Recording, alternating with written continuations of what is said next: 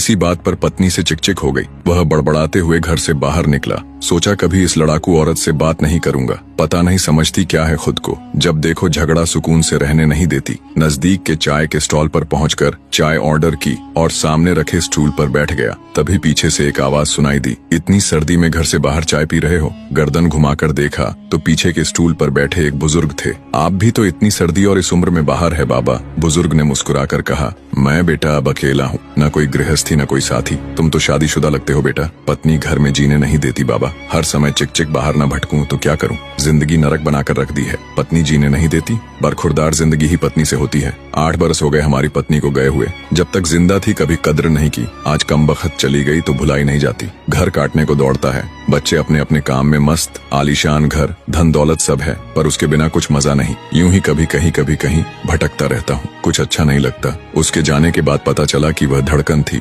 मेरे जीवन की ही नहीं मेरे घर की भी। सब बेजान हो गया है, लेकिन तुम तो समझदार हो बेटा। जाओ अपनी जिंदगी खुशी से जी लो, वरना बाद में पछताते रहोगे मेरी तरह। बुजुर्ग की आंखों में दर्द और आंसुओं का समंदर साफ नजर आ रहा था। चाय वाले को पैसे दिए, नजर भर बुजुर्ग को देखा। 1 मिनट गंवाए बिना घर की ओर मुड़ गया। उसे दूर से ही देख लिया था। डबडबाई आंखों से निहार रही पत्नी चिंतित दरवाजे पर ही खड़ी थी। कहाँ चले गए थे? आपने तो जैकेट भी नहीं पहना, ठंड लग जाएगी तो। तुम भी तो बिना स्वेटर के दरवाजे पर खड़ी हो। कुछ यूं दोनों ने आंखों से एक दूसरे के प्यार को पढ़ लिया था। कई बार हम लोग भी अपने जीवन में इसी तरह की गलतियां कर बैठते हैं। सिर्फ पत्नी ही नहीं, माँ बाप, चाचा ताऊ, भाई बहन या अजीज दोस्तों के साथ ऐसा क्रोध कर देते हैं जो सिर्फ हमको ही नहीं उनको भी कष्ट देता है। छोटा सा जीवन है, कहीं क्षमा करके, कहीं क्षमा मांगकर हंसकर गुजार दो। जिंदगी के सफर में जो गुजर जाते हैं वो मुकाम वो फिर